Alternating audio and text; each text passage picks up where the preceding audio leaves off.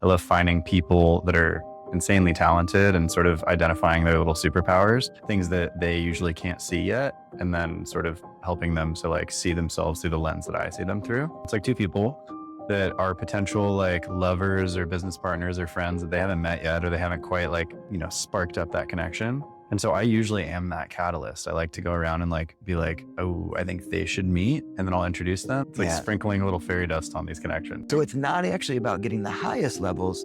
It's about getting the healthiest levels. It's amazing. It's the best feeling in the world when you feel like you found your people. Hey, I found my soulmate on Nebula or Connection Map or whatever it is. It's kind of crazy. Like AI is now matchmaking people at a level that we've never seen before. And it feels really good. All right. Welcome. Thank you for having me. Shaiden Valentine. And what we're going to talk about today is a little bit, I think for us, there's people that you meet that are just like so much synchronicity and life paths, etc. And then the universe just brings us together for whatever reason. So I think exploring that, and you came and you're coming in, creating community, a smaller one, which we'll talk about, and then maybe you're envisioning a much bigger one. Yeah. I have a lot of similar visions. So I want to record this and have this time together to talk. Cool. And a couple of things. One is like, what are some of the things that we are similar on? Yeah. And just feeling that and like knowing that. And then the second one is getting into your vision of community, what it is that you'd like to build, and see if it makes sense to make shit together and build stuff together, because clearly there's a lot of resonation in the world. We first met briefly when we were in the same Burning Man camp 3 or 4 years ago, maybe 3 years ago. Yeah, 3 years ago. 3 or 4 years ago, something like that at Muse. Yeah. So we didn't get a lot of chance to talk because I think you were off with a girl or something. I was with my girlfriend at the time. And now in Bali, you can tell a little story on how we met in a parking lot. Yeah. But how did this conversation become? Yeah, I mean, we went to Burning Man together. I saw you at the burn. You were super distracted, socializing and leading community in the camp. I saw that. I didn't really get to meet you very much, but saw you in passing. And I didn't get to be a part of that camp, but did my own thing, and I didn't really think much of it. And basically now 3 years has gone by, and I've seen you popping up on Jacob's story, on other friends' stories. And then as I've started to like really tell more people about like what I'm working on here and kind of open up my vision for what I'm trying to create here in Bali and internationally, and like with my app, I've just heard your name 5 times. In 3 days? In 3 days, literally. Like people were like, you need to meet Joche. You need to meet Joche. You need to meet I'm like, okay. Who is this guy? It's like echoing from all sides, like these fractal echoes of the universe, like meet him. And then I pulled into Nirvana, and there you were, and I yelled your name, and I was like, Joe, you need to stop right now. We're talking. And you're like, who the hell are you? I remember being like, okay, here we go. And it was great. And it was very clear that we should be talking. So we've been, the universe keeps bringing us together in this last week. So this is an exploration of that, and trusting that when we're resonating in the right frequency, doing our soul purpose, it sort of attracts the people that you need to accomplish that vision. So I think I'd love to start with maybe just kind of explaining a little bit of the projects you're working on now and giving a kind of high level summary. Yeah. So for those people that I'm working with can kind of just get an idea of who you are and why it might make sense. Yeah, sounds good. I mean, basically to give a little recap, like first of all, I started off building luxury camper vans. So that's been like my career for the past 5 years. I have a custom van conversion company in California. We build the nicest vans in the world. So it hasn't been as much like community centric. It's been more like just following this creative passion of modifying vehicles and like making them really sick and camping and all that stuff. There was a lot of community element in that way when I was always organizing events, and I've always been hosting a lot of events and connecting people. Like I love hosting events at my house. I have a little co-living house in San Diego called the Beacons House. It's right on the beach. It's 8 people living there. And that was kind of the first. Actually, that was V2 of it. I already had another house before that was like a little smaller co-living house. So I've always loved like having these spaces to basically bring people together and create community. I love connecting people. I love finding people that are insanely talented and sort of identifying their little superpowers, things that they usually can't see yet, and then sort of helping them to like see themselves through the lens that I see them through. And then also leveraging anything I can to like help them become the best that they can be. This is like a very satisfying thing for me that doesn't really have anything to do with financial gain for me. It's just more of like a project of like polishing up little diamonds that I find in the world and being like, oh, wow, that's really nice. And then they're like, this is amazing. So in general, that's been the current path. And that's kind of led to this point now where I opened the Beacons House and Encinitas, which was like a big pushing community. And we throw big events there with hundreds of people over there and really cool, like alcohol-free events and, music Mondays we were doing every week for months and just having a bunch of amazing musicians and just, all the same stuff that you do, right? Just gathering amazing people together and creating really special curated spaces for people to connect. That has now led to coming down to Bali, loving Bali so much. It's been like my little second home in my head for so long now. And, obviously I see the opportunity here now because I've kind of come from this, past of building these communities. So now it's really leading to the point now where there's two things that I've focused on here. I mean, I just secured my land here, basically a 10 RA here that I'll be building sort of like a co-living mansion in the jungle, which is kind of like V3 of my community from home. I had my first house, second house, and now it's time to like build an actual space that's really tailored around connecting people at a very high level to like kind of like executive digital nomad, creative visionary types. So that is like the biggest project right now, alongside my app Nebula, which is sort of like an AI powered social networking assistant that'll help you plan events, connect with people all over the world, see your insights, on your connections with people. And that's sort of like the scaled up version of how I want to impact like the connections of humanity. And then sort of the scaled down, more like intimate version is the house here. So that's like the long answer to like the majority of what I'm focusing on right now. That's beautiful. And for those that know me, know why we are very similar. Same thing, like finding people, like really helping. The way I would describe my sort of core is, how do I encourage people to take brave steps towards their alignment, like their extraordinary alignment, as I like to say, which is really the same thing I'm hearing from you. Yeah. And also creating the co-living in New York, Lightning Society. And then now, I'm looking at and we'll be building a much larger community here in Bali. And really at the beginning of that and starting to share that story and collect the right people. And I already have amazing people already. So for your co-living or co-living sort of interesting space, are you just funding that all yourself? Yeah. Are you taking any investment? I mean, I could. I am trying not to. I generally just don't really think about that. I don't know why, but I've never thought about that. I don't really like owing people things, and I like to just be able to like focus. And so I've always just kind of done projects that I can personally pay for. So granted, I can't quite go as big, but usually I move through things like every year I can go another big tier up. So I just like to use my own capital. It also highly motivates me because I have all my skin in the game. Yeah. So then like, I kind of like cornering myself as like, as a privileged white guy from California. It's almost like I grew up pretty like poor, but like ultimately now I'm in a position where like I'm pretty comfortable. And it's like to light that fire under my ass, I kind of need to like put all my cash into something and be like, oh shit, I'm not very comfortable anymore. And then it just corners me and I figure it out. So, if I put no skin in the game though, then I might just be like, oh, that trip to Cape Town sounds really good. Or that trip over here sounds really good. Yeah. So I kind of like the idea of having my skin in the game and also to protect sort of like the sanctity of the vision. I really don't like getting too much energy involved with something and let people support it and they're on the same page, like yourself. Yeah. I'm actually thinking, I'm wondering if it would make sense for me to do something, what I learned with people is get in bed with them a little bit, start dating them. The people that you're like, like one of the projects I did, it was a glamping resort and I got in bed with them a little bit. It was like a little, 2% getting in bed. Yeah. It's the project, but it was enough that I could contribute value. It wasn't a ton of work, but it's almost like an advisory position, right?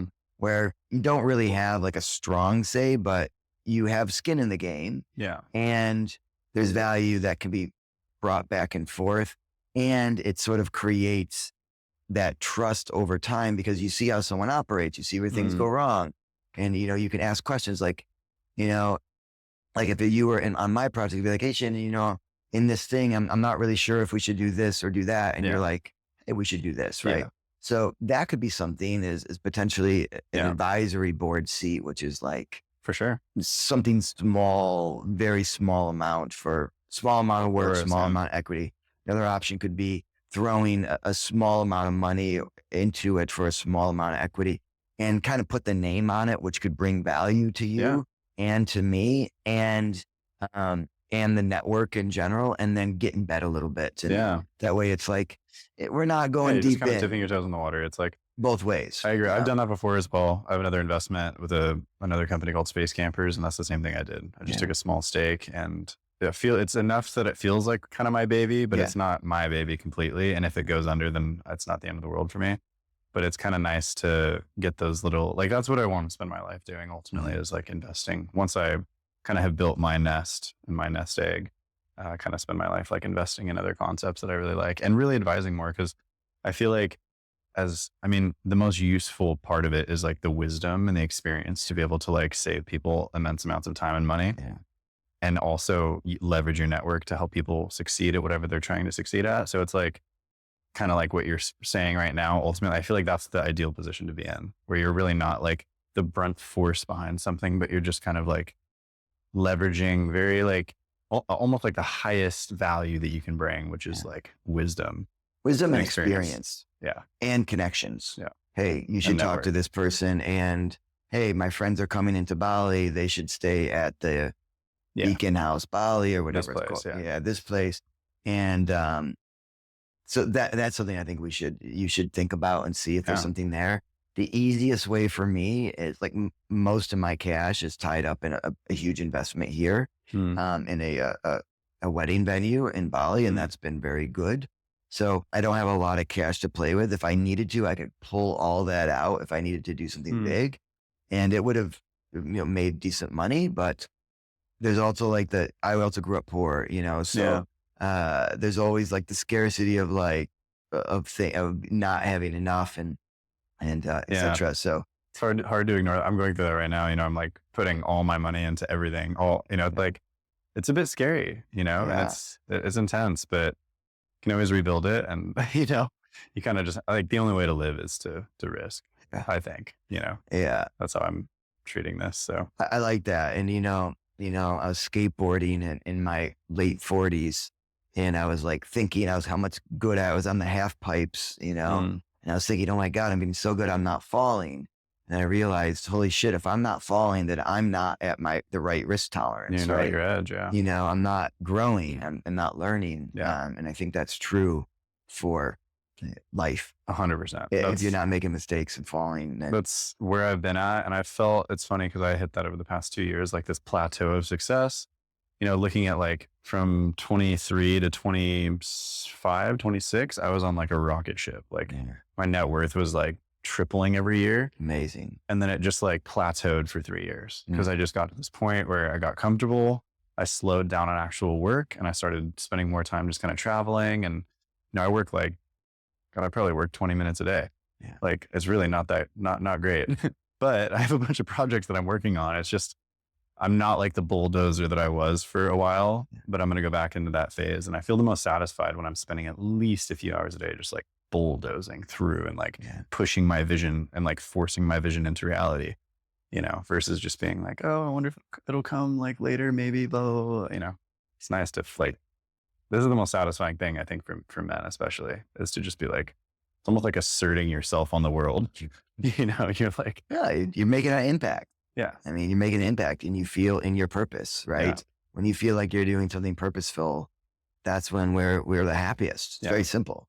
Yeah, exactly. It's like you want to feel useful, not even really recognized as much as like just useful. It has nothing to do with even the validation of it. It's just like, am I doing something that is useful to other people, and that like brings a lot of good memories and, good experiences for people. I feel like that's what makes me sleep good at night. So it really, at this point, that's also why I'm putting so much money into it. Because I realized that it's like the money just doesn't really have anything to do with my my happiness or my fulfillment. Unfortunately, it's just a comfort zone thing. And ultimately, hello. Okay. And ultimately I want to feel that like deep fulfillment of creating and being at my edge and like teetering over the edge sometimes, tripping and falling a little bit, like I want to be stumbling a little bit, Well, this is Makuna for those at home. This is my Maine Coon. She's a little kitten. She wanted to come join us. Little Maine Coon. Little Maine Coon. Second Maine Coon this week in Bali, I've seen. Oh, really? Yeah. Where's the other one? Oh, yeah, you said your friend has got one. Your friend Lauren's got one. Yeah. Okay, don't step on the computer, kitty. Same thing with me. I had I had built, I kind of had made my money with software training and teaching. Like I was getting really, really good at it and in New York City. And I got to the point where I was making enough that I didn't really need to work. And I was also a musician throwing events. And I loved that. That was my passion, was community and event throwing, and I even turned down to be the first blockchain school in the world. Like literally my friend was, and Victor was like, introduced me to all the people. And I was like, I don't feel like really working hard anymore. I was working close to 0 hours a week for a little while, or a couple hours a week. I'm right there. Right now. And, and at the time I was drinking so much alcohol, running a community called couch surfing in New York, running another community, a Burning Man community called Disorient, and helping out with costume call and all this other shit. And like, and it was so much fun. And I was also just drinking, chasing peak experiences and just that hedonism. Oh yeah. Hedonism was great. Why work? It is kind of great, but then it has you really realize quickly. I think the hedonistic pursuit comes with a full dark side. It's, I think it's the biggest curse. Actually, I think it's arguably like the biggest curse of our society, potentially. Hedonism. I would don't say. know. I love that shit. Of course you do. But everybody loves it. Everybody loves it. I love it too. But like, I think that like I'm reading a book right now called The Molecule of More. Yeah. It's good. And it talks about how dopamine, which is essentially the hedonistic molecule, like this controls the fate of humanity, controls the kind of progress we make. If you're satisfied sexually, physically, you have a place to sleep, you have everything you need, all your needs are met, then it really becomes like, it's very rare that people that are in that position, they're very satisfied and have a lot of dopamine, are able to go and pursue some other greater impact, because a large part of that greater impact is to get the dopamine out of it. It's to create something that doesn't exist and be like, oh wow, I did it, and you get to feel that like expensive dopamine. So all I'm saying is like, I'm noticing personally that my last 2 or 3 years of hedonism are not contributing to like my self-actualization at all. Like, I have to tell you, but for me, it's been the opposite. Okay. And I'll explain why, which is, I'll give another perspective. And I respect that for you is, I would love to figure out this side. This sounds more fun. Well, I think that there's a balance, right? What I found is some of the most hedonistic moments with brilliant people or when you're, let's say that you're in some castle party with people that are successful from different backgrounds, and you're in some hedonism where you're, it's the dragons are coming out of the sky, and, everyone's half naked out of their minds dancing, and then in a cuddle puddle on psychedelics. And then all of a sudden, and then you have an idea. Yeah, we should do the thing. And then you're just dreaming big. Oh yeah. And then all of a sudden that thing becomes possible. Yeah.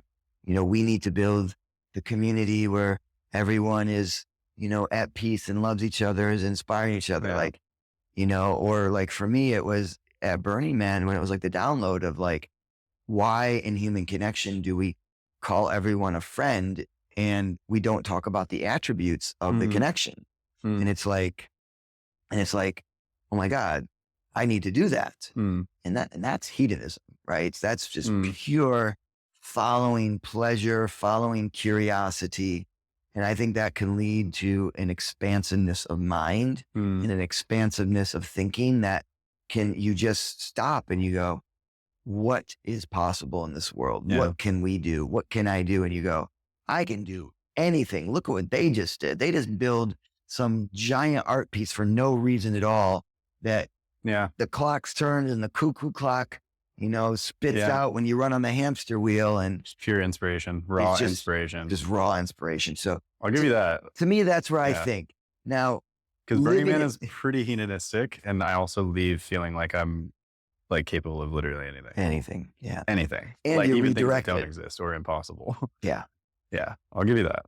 And living in hedonism, there's points in my life I was traveling around from festival to festival, doing massive amounts of drugs and sex and threesomes and sex parties. And that's fun.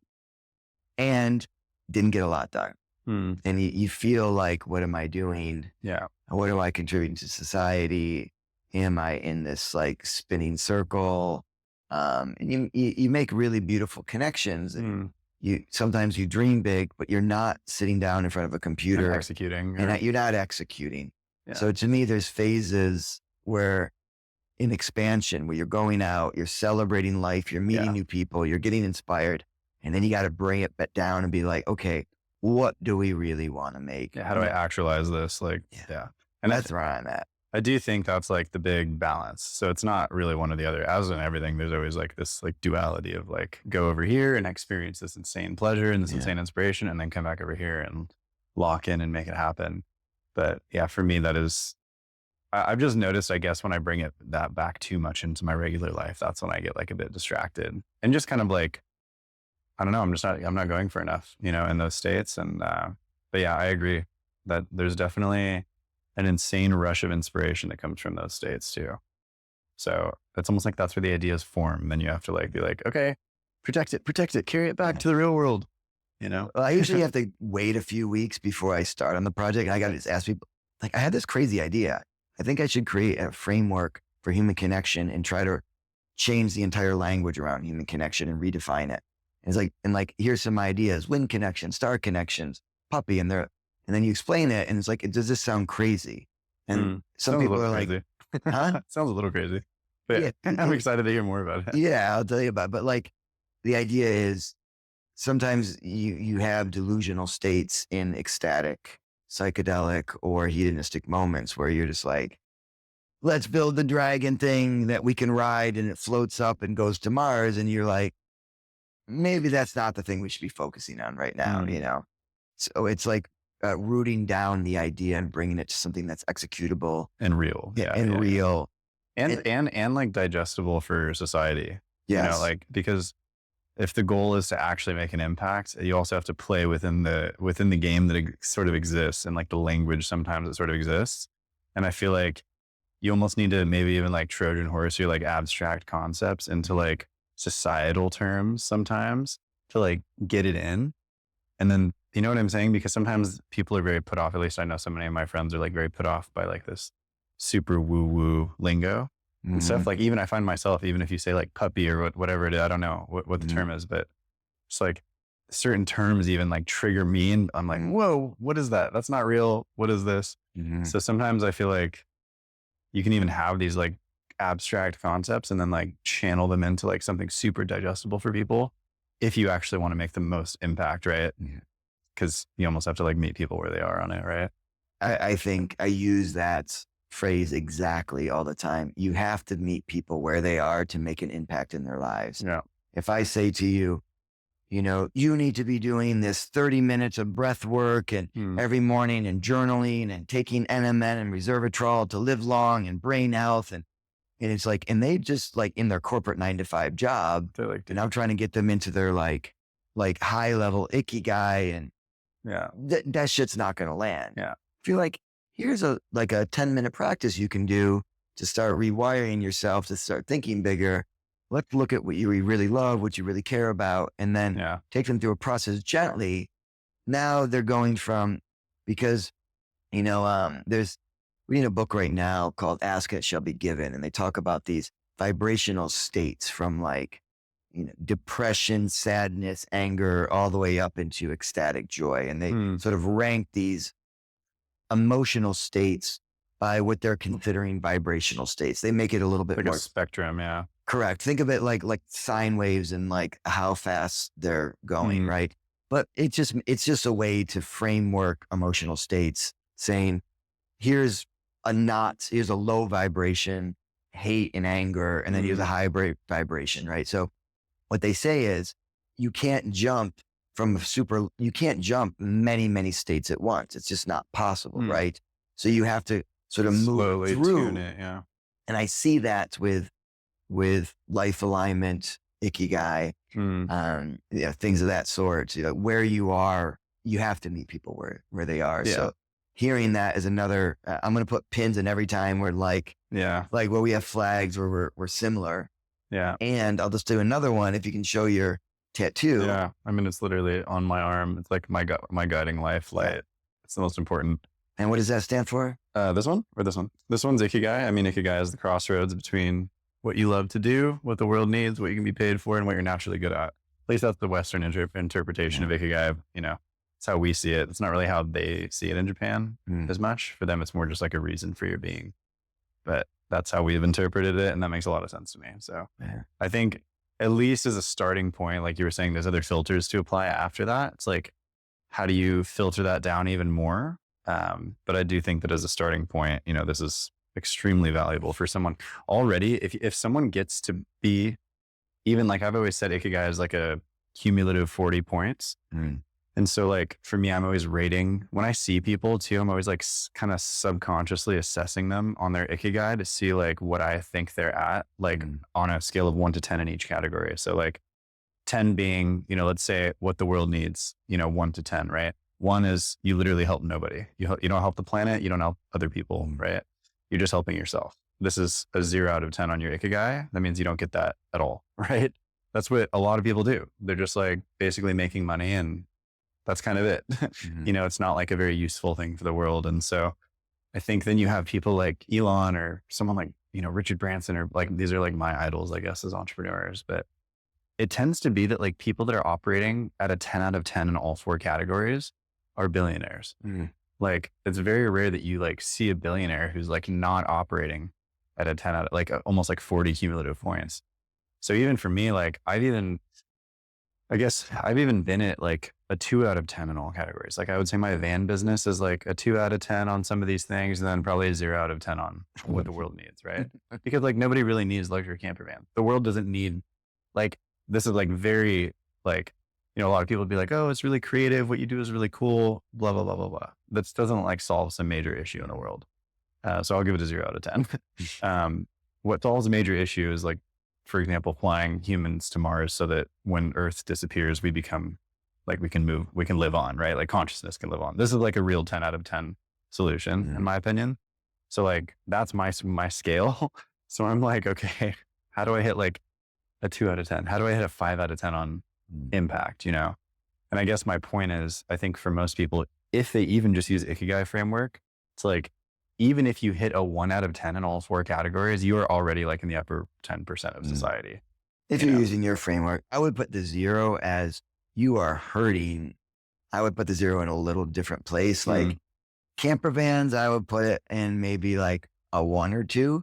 And 0 is you are destroying the environment. You are like polluting, you're dumping. Yeah. Like your business is dumping garbage. You're having a negative ocean. Impact. Yeah. Like almost like a reverse Ikigai. Yeah. Yeah. It's like, that's like, interesting. Cause like to me, I like to see like what are people putting into the world, but it doesn't matter. The framework basically is what you're saying is you want to be in a place that you're really impacting people in a big way. Yeah. And I also feel that. And maxing out, it's like trying to, it's like almost just asking that question, like, what would my 10 out of 10 be? Yeah. In each category. For happiness, it's generally easy. You can look at what you did as a kid. At least I feel like that's always the big question for like, what do you love to do? Like, we'll look at what you're naturally curious about. Like, what do you want to, what do you stay up late obsessing over? That's what you love to do, regardless of the money.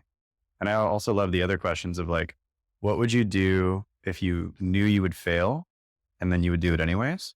This is also a very valuable question to me. If you knew you'd fail, what would you do if you knew you would fail and then you would do it anyways? That's fine. Right? Yeah. And then what would you do if you knew you couldn't fail? Right? Like these are all different like questions, but it's like, how would you spend your life if you knew that everything you did was just going to fail? That shows you what you would do because you love to do it. It has nothing to do with the success of it. Yeah. It just has to do with, you're just doing it because you love to do it. And I kind of feel that way with my land right now. I'm like, I just am excited to do this. Yeah. This is just cool to me. So it really has nothing to do with like the financial results. I think it will be beneficial, but and then what would you do if you knew you couldn't fail? Like actually, if you knew that you literally physically cannot fail, what is that? Most people are not doing that. And I think that's something that Elon does. I think he does. What would you do if you knew you would fail?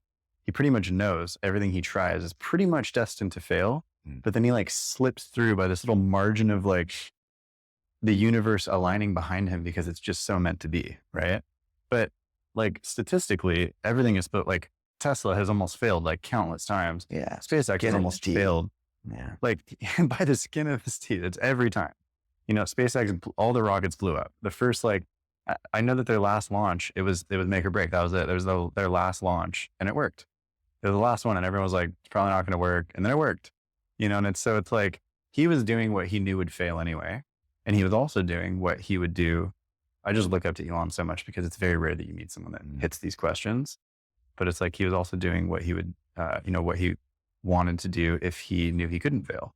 Right. So that's a very rare combination. Yes. And how many people do that? There's his levels of human connection is very low.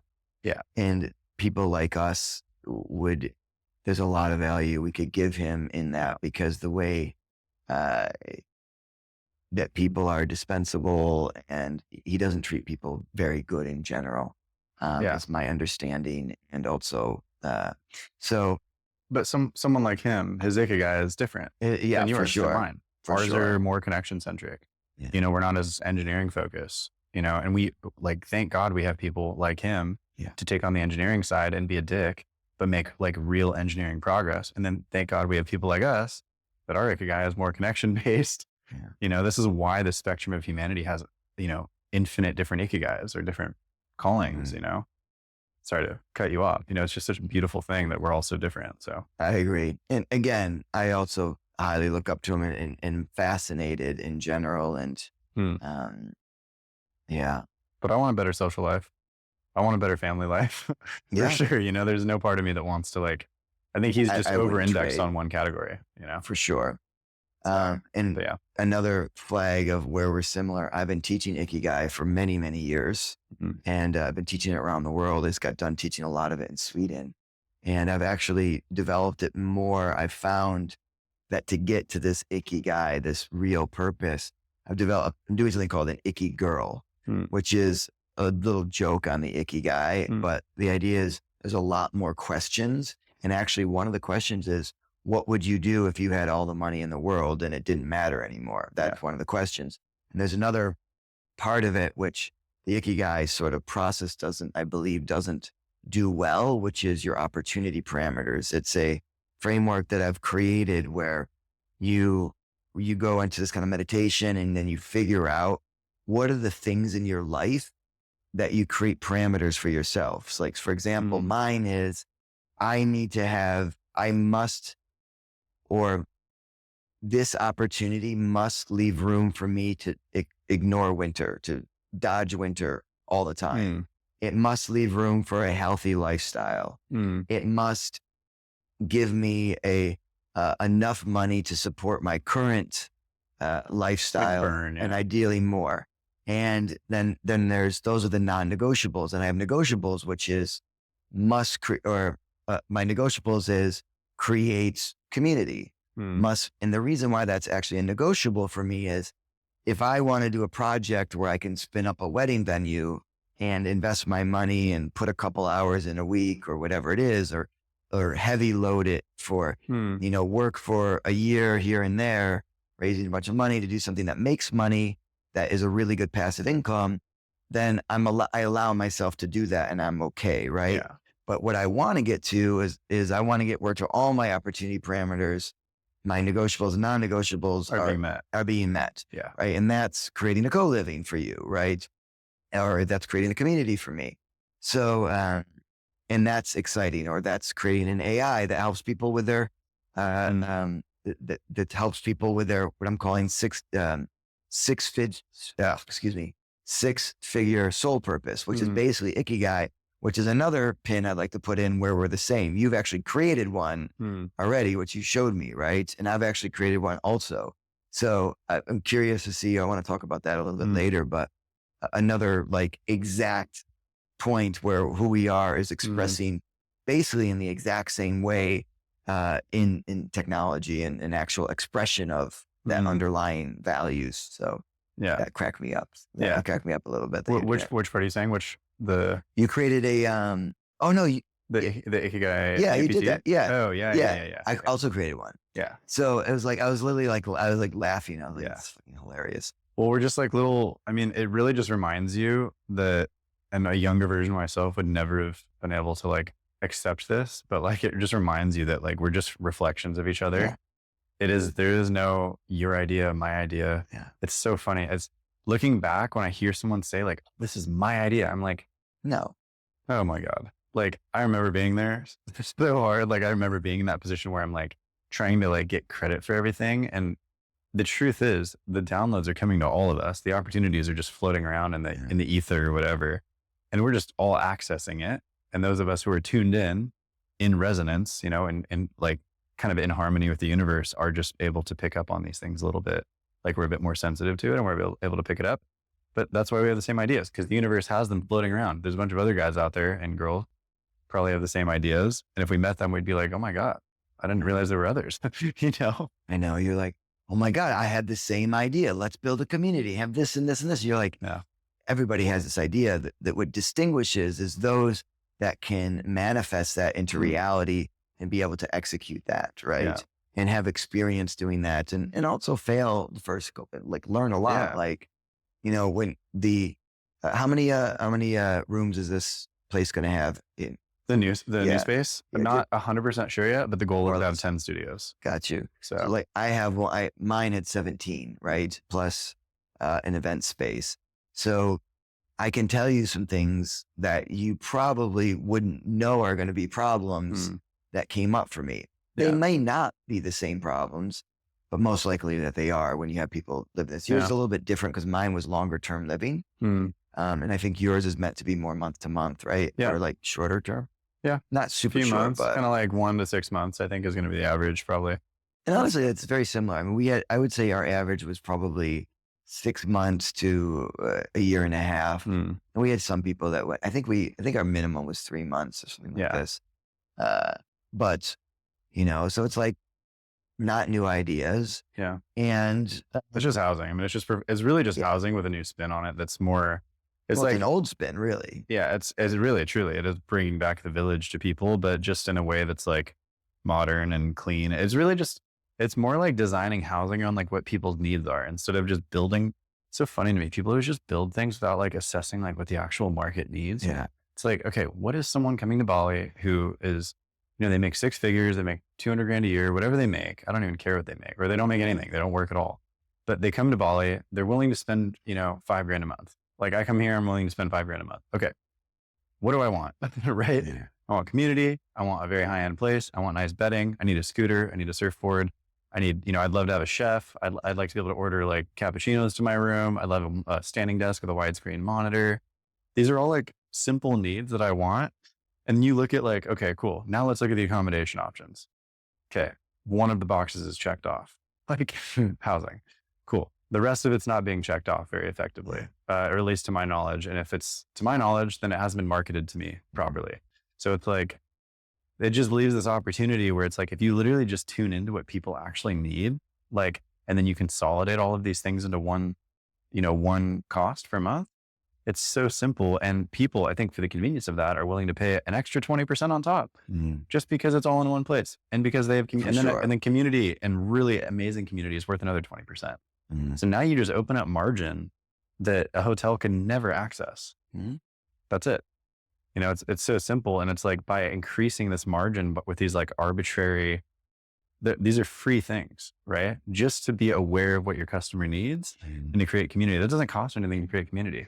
It's costs a lot of energy. I would say that there's a lot of energy and a lot of love there and a lot of skill that most people don't have. I'll give you that. Yeah. That's the truth. You have to have that ability to create community, but for me, it doesn't feel like it costs me very much. If I host an event once a week and throw one big party a month at this space, this is like $500 a month.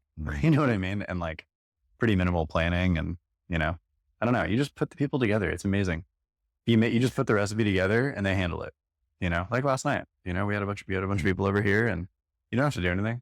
You just throw them all in a big cuddle puddle and let them handle it. Yeah. Well, you also, it gets to the point where you're curating the people that Yeah. know how to curate experiences. So you're inviting people that have great conversations, that are musicians, you know, and it's not like you're using them because of their skill, but you know what they are. Yeah. What they bring. And you also know that they show up, and you invite people that are consistently contributing of themselves and their skill level. Right. So by doing this, you have a space where everyone's contributing. Yeah. You know, that's what I did a festival called Bali Blown. I've been doing festivals and events for a very long time. And the whole premise was everyone coming has to contribute something. Yeah. And, you know, it was very much on Burning Man principles, but it was much high end, you know, luxury Bali, you know, it was in people in Bali, very few people had ever even heard of Burning Man. And this concept of like being a DJ and paying for a ticket was like mind blowing. It was like the most offensive thing in the entire world.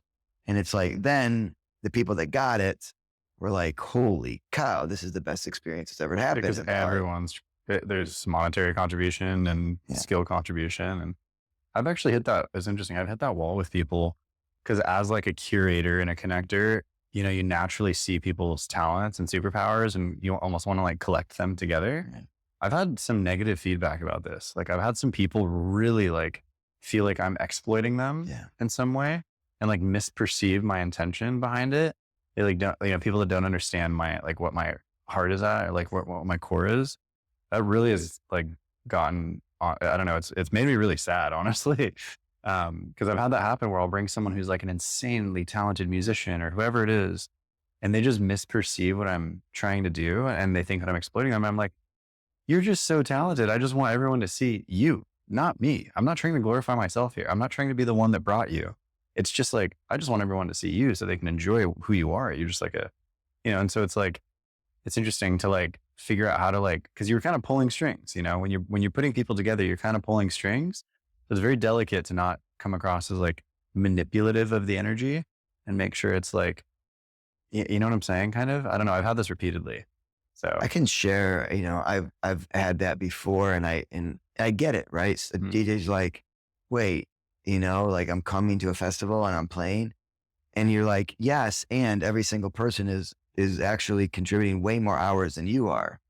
And I know that you think your DJ skill is worth so much more than the person decorating the space or the person that's giving a workshop on, you know, polarity. But because this is how our world values things. They value the musician or the DJ much higher, right? No. And I don't do that. I think that's beautiful. It's a beautiful skill. Music is a beautiful skill, but I actually value people's contribution much more equal. Like if you're giving a talk or you're curating, you know, a bunch of workshops, to me, it's a great skill. It's a great contribution. Yeah. So, well, it's just the way you wanted to do it. Yes. Even then. Yeah. You know, what I would say I would share that has really worked better for me that feels good is this. Invite people to the space and don't book them for anything. Yeah. Just let them express themselves. Yeah. And just say, this is what we're doing. And then, okay, hey guys, then when we get into the space, there's no pressure for them to perform or not perform. And what I say is like, come to that conclusion as well. You know, same thing, right? So for my birthday, it was like 150 people and I just got people together. I was like, hey guys, what are some things that you would be excited to contribute? And the rule was you had to do it from your own joy when you wanted to do it. You couldn't be forced. I didn't want DJ schedules. We had some of the best DJs on the island there. And I was like, I just want you to do it if you feel it, when you feel it. And there's musicians, same thing in workshops. Yeah. And then it just flowed and it happened naturally. And the difference is instead of being like, now you are, like have a job at a certain time. Yeah, you're an employee of this event. Yeah. Take that away and just be like, hey guys, you know, let's have some intentions here. We want to start with some workshops and then go and then have some music and maybe like break for dinner. And then maybe you want a little like, and it flows so perfectly. But as an event producer, in the beginning, everything was like scheduled. I would have so much control. Yeah. And the more I do events, the more control I let go of. Yeah. Which, to be honest with you, brings the production level down. That's what I was going to say. You're giving away a bit of intention. Sometimes things go a little sideways because there's not enough intention, like holding the container of it. So it is it's tough because you're like, I really want the best for you guys. Just trust me. Please trust me. But I get it. Yeah, the production level. And like, I remember when they decorated the space, they only spent like an hour decorating the space, right? Yeah. And it looked a little bit more, did not look like what your my vision New was. York. I didn't have vision intentionally, but it wasn't up to my New York standards of planning. These high level interior designers who are super creative artists built, it was an hour of putting up some assets that I own and fake flowers and stickers on the wall. And it was like, and I was like, and the vibe of this event was incredible. Yeah. The vibe. So you trade vibes for production value, right? And it gets a little messier. Yeah. There's a middle ground. And there's a middle ground, right? Yeah. Potentially. But yeah, I was just sharing that because I definitely have experienced that. If people don't see your heart, it's hurtful when someone thinks like, and you're like, guys, I am putting so much fucking love. I literally put a year into this festival with like 300 people working together, if not more than that. And like, and I just lost $100,000 on this, or 90,000, I think, when it got shut down. And it's like, you did? Yeah. And it was like, who's taking advantage of who? Right. And then, so there, and it creates, I know that's the funny part. Yeah. Sometimes the parts, it's difficult for you to see the whole, the bigger picture when you're a participant in something versus like really being, it's almost like when you're a kid and your parents are like, paying the mortgage and paying the bills and you're just like bitching about taking out the trash. It's kind of like, you have no clue what's going on here. Like, no offense. It's not like in a degrading way. It's just like, and I've been on both sides of it, it's interesting. But now I'm definitely usually on the side that's like, there's a lot going on here, a lot of costs going on here, doing my best.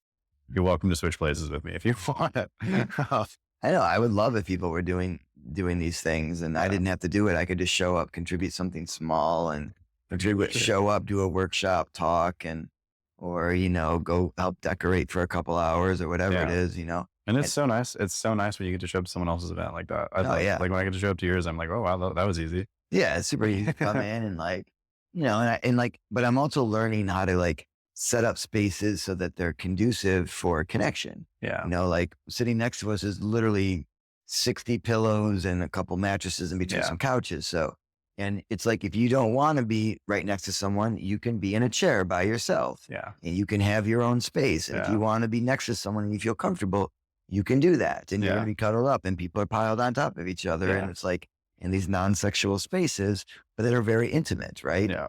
And it like creates, it like you can, and then there's candles around and there's good lighting and there's nice music prepared. And it's like, these things help for connection. Yeah. They're little catalysts. It's like, I always look at connection as like, because ultimately my app is supposed to be a connection catalyst. That's like what I want it to be at the core of it.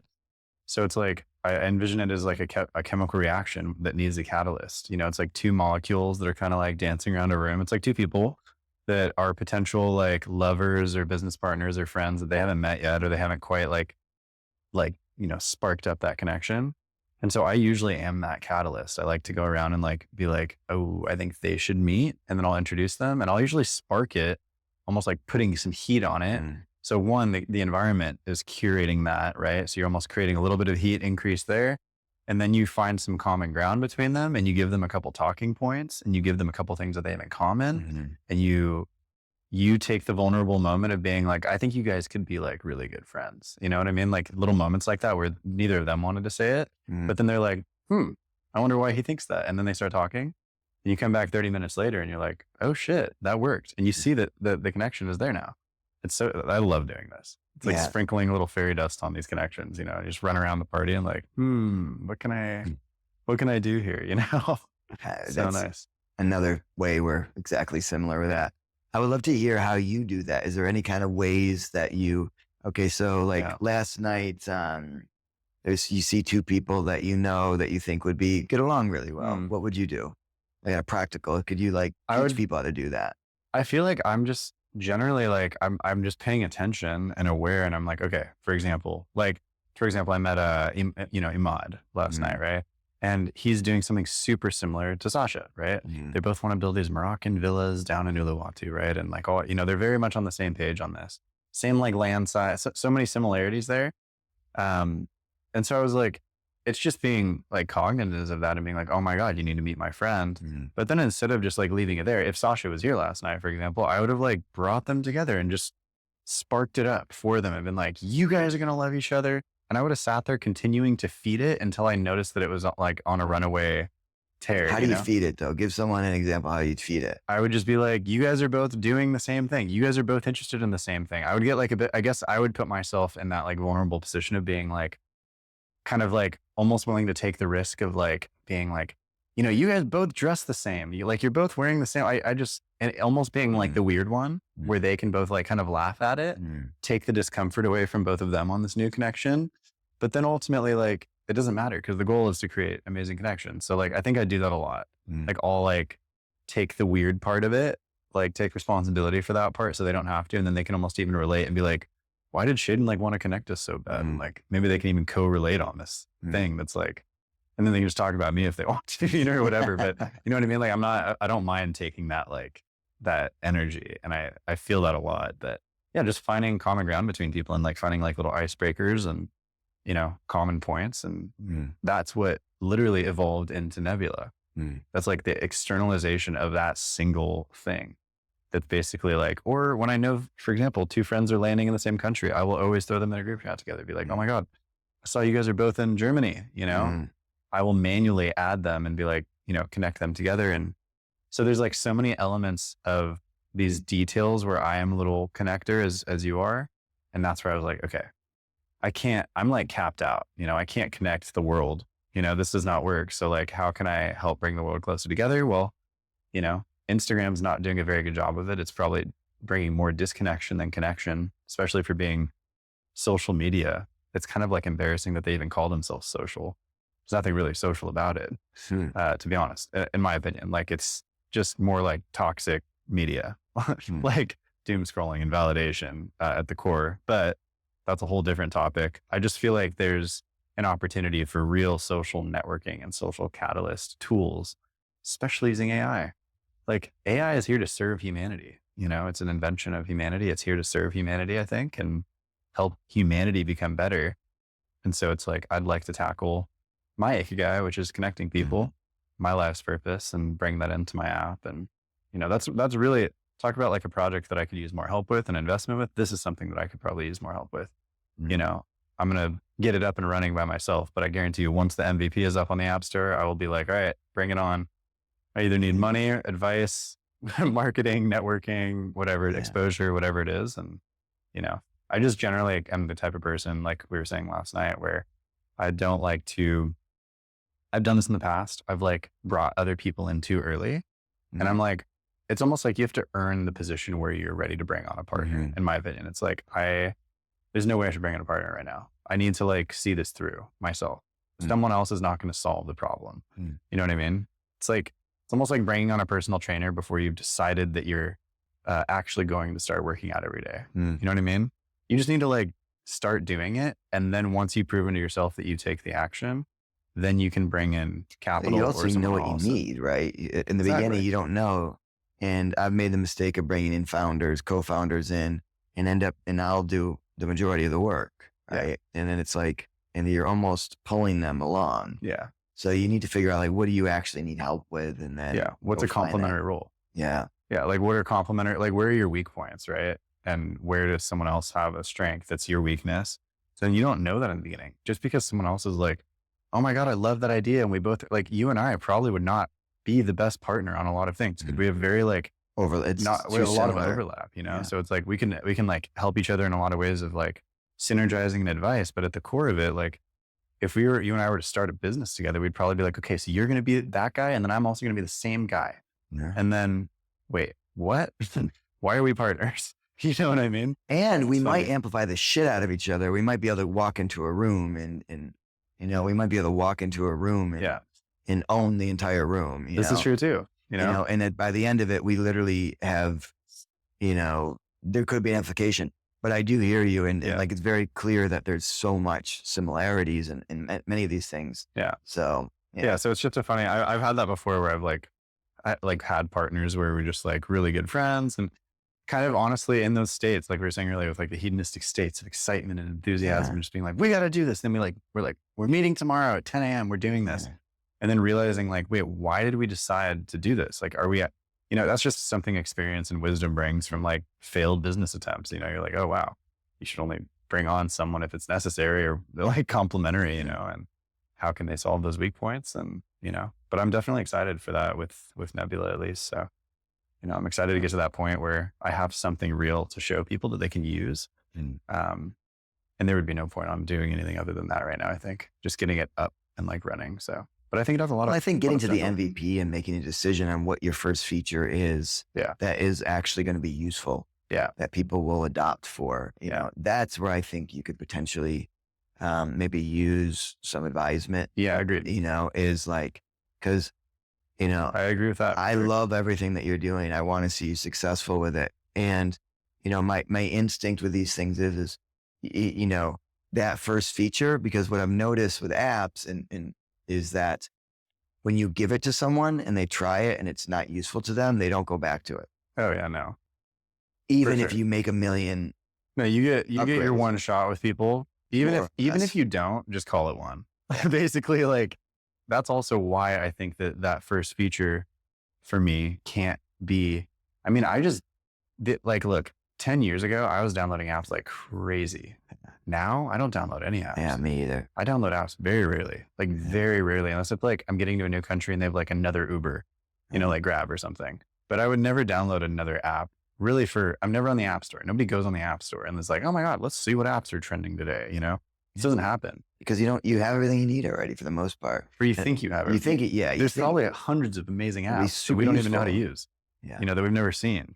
But the only way we find out about them is if someone tells us. Yeah. And I was listening to there's a podcast. I can't remember the guy's name. I'll send it to you at some point, but he is just like this, like, serial app developer that just fires off apps like it's going out of style. He has a firm that basically raised a bunch of money and was like, you have no clue what we're going to build, but we're going to build like 100 different, we're just going to like churn out different useful apps, playing on like network effect and network growth and viral growth. And it was really interesting to hear his feedback and insights about, like, basically I think he said something like this, I can't remember the exact metric, but it was something like 90% of word of mouth app shares come from under 20-year-olds, basically kids. So like all apps that are talked about or shared where you're like, I tell you, hey, you should try this app. That only happens from kids, right? Adults don't talk to each other about apps. Nobody's like, oh my God, have you heard about that new app? It's a very small percentage, right? And adults don't really download new apps in that way. They download apps that so it's almost like the younger generation is where everything goes like network effect viral, like Snapchat or whatever, TikTok, whatever it is. And then it kind of penetrates the older generation and moves upward. But it was really interesting to me to hear, like, basically you need to create features that feel really cool for like teenagers. Yeah. Because they're the ones that are excited and like on their phone all day, like downloading new shit. So anyway, lots of like cool. I actually want to schedule a call on Intro. What's it called? Do you know Intro? Intro is like yes. Yeah. It's like that app that connects to I the downloaded founders. that one, put it in there, and then I forgot about it. I have it there. I don't use it because I haven't really felt a need for it yet, but I want to schedule a call with this guy specifically, and great example of someone I want to get a lot of feedback from. So yeah. Amazing. Yeah. I love that. Let's, I would love to actually, in one of the things I wanted to do is show you a little bit about the connection map in general and just give you a little tour of what it is. And one, get you some feedback and opinions. And two, I think there might be some possibilities that it might make sense. So let me show you what I'm doing here. And so the idea is, that the next round is to train the AI to be able to do this a lot easier and sexier. Yeah. But you get the idea. How long have I known you? So for example, just met you recently. We're acting very often, actually most days right now. How much do I trust you? I actually trust you a lot. I feel pretty close, extremely close. I could just tell you anything, right? Even though it's new. We haven't had a lot of, a little bit of experiences. Are we currently sharing? We're actually sharing quite a large amount right now because we're seeing each other almost every day. And I would say that, Those are funny one to do in person. yeah, That's okay. You can put whatever you want. I would say, I feel like you're more than them. And there's a huge gap. I feel like our communication super, etc. So you can get the idea from here, right? Actually, maybe let me just try to go through this. How easy to accomplish tasks with you? I actually don't know, but I'm going to guess it's pretty easy because we haven't done anything. Feel kind of fairly playful with you. Energy, right now, there's a lot of, I'd say a good amount. You're putting in a good amount of energy and benefits. I see that we have great benefits on both sides. Yeah. I get some benefits. You get a lot of benefits. It's Power very synergistic. dynamic is very equal. Values, I would say we're super fucking aligned. Lifestyle alignment, super aligned. How much care? I would say probably, Getting there. Huh. yeah. I think I'd be there to support you emotionally, and I think you would do the same for me. Merging your lives together, I'd say it might even be a little high up here. So I think there's some intention. Trauma, connection, super clear. Deal breakers, no deal breakers. Not attracted at all sexually. No sexual openness, etc. This is really cool. And we have no sexual experiences. And it skips a bunch of questions because there was no attraction there. This is really cool. I didn't know that you had it on the website. Yeah. I thought when you said framework, it was just like a idea. Or yeah. So just like this is really cool. Wow. So cool. we're in a line synchronized asteroid crest connection. Cool. So now what it talks about is, dude, we were still which okay, I get it. Now you're starting to see why. Yeah, it's of course this is also why I want my app to exist, because I would rather have a functional tool. It's like I can only get 5% of what it is into your head. Yeah. You know what I mean? As when you were telling me about this, you can only get 5% of what it is. Yeah. I didn't know that it's going to spit out some, data visualization. Yeah. This is beautiful. It's awesome. So now you can see that we're very new, but actually our connection is actually pretty strong, but it's an HHHL, where it's like, might be an M. I'm not sure. Let's see what it says. Yeah, HHHL, which means we have high situational. We have a high ease category, ease chord, a high alignment chord, and a non-existent sexuality chord, right? So now it talks about says what all these means, and then it's going to 74% match. Yeah. Well, we're very low golden relationship because we have no sexuality. Yeah, of course. If our sexuality is extremely high. Golden relationship would be everything here. Yeah. So it can explain what a golden relationship is. So aligned, that is a pretty easy thing to understand. Synchronized means that we're sharing a lot, like our lives are synchronized, just by default, which is very true. Yeah, we're on very similar paths. And asteroid connection it's when you're a seedling or sapling. So I've created these time words for connections, which starts out as a seedling. So we're a seedling. We're actually maybe even saplings at this point because there's a little bit of trust that's being built. But a seedling is basically, Ingrid is a seedling connection with me. I just met her. We did acro yoga. We hung out in a day. Yeah, very early. It's very early, right? It's like just planted. It's just planted. You don't really know what it is. Yeah. And then sapling it's very weak. You don't really know exactly what it's going to grow into. It's easy to kill.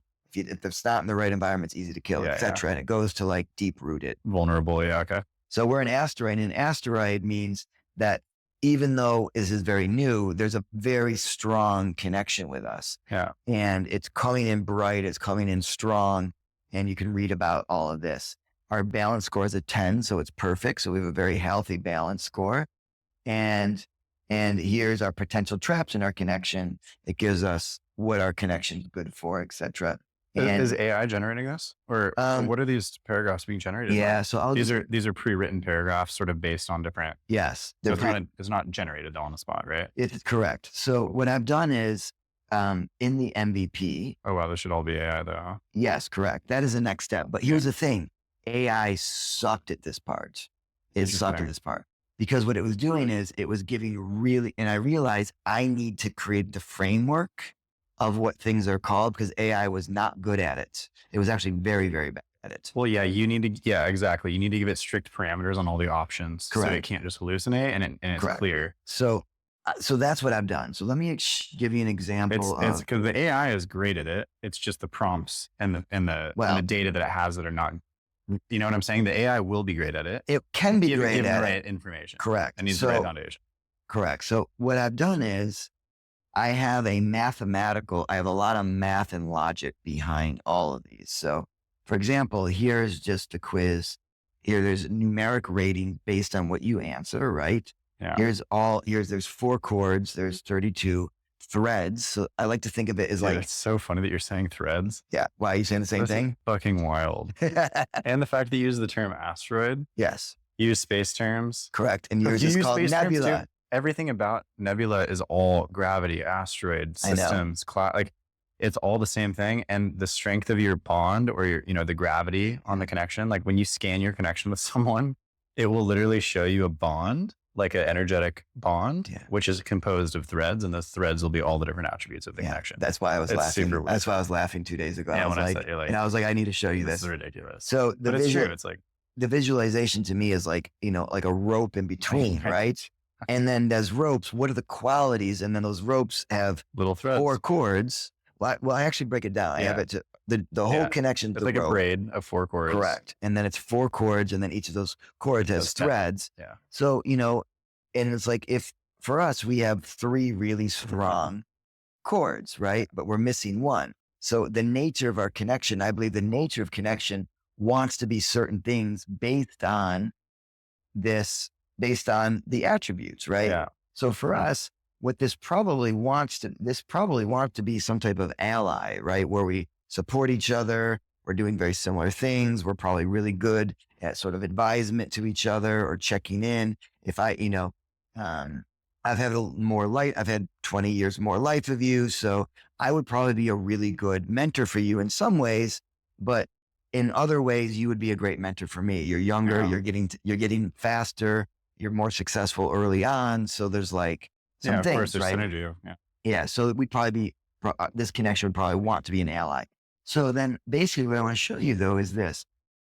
In the logic rules is I've created that. So when you're answering questions, you're getting numeric values based on all the questions for each of the threads, right? And so for example, let's just find a good one. An asteroid connection, you need to get benefits are greater than or equal to a 7. Your time must be less than or equal to 2. And in this one, your trust in a prospect for a golden relationship, your trust needs to be greater than or equal to a 5. Communication ease greater than or equal to 7. And so it's a lot of like all these rules. Yeah, I get lots of rules. So now what I need to do is I need to take this, give it to AI, and then tell AI to ask enough questions until you can get all these numeric values. Yeah, right? exactly. That would be a sexier experience. So for sure. But and ideally vocal so that you're not having to type. Correct. This is what I just had my developers do too. I was like, they wanted it to be a typing thing. And I was like, no typing. It's got to be a vocal. Frictionless. You should be able to tangent into it. Yes. And it's really important because if you tangent, you can add context. People don't add enough context when they're typing. Correct. So it's just a slow, it's an obsolete interface. Slow. And what's great is, this is the next vision, is the next step for me is to put it in the AI. Actually, I met a guy that said he can do this for me. Maybe you can help with this, but because with this framework now, what's nice is we can add new like a diamond category is it talks about the connection. So the idea is I want to change the language of human connection. Yeah. So now if instead of being like, I can say, oh, Shaiden's in a line synchronized asteroid connection. And over time, people will know what that means, right? Instead of being like, hey, it's Shaiden. And it's like human design, but based on your this has been my argument the whole time is like human design for so many people is unapproachable because it's rooted in things that you didn't control. And it takes a certain level of belief. Yes. And 10% of the population probably believes in that.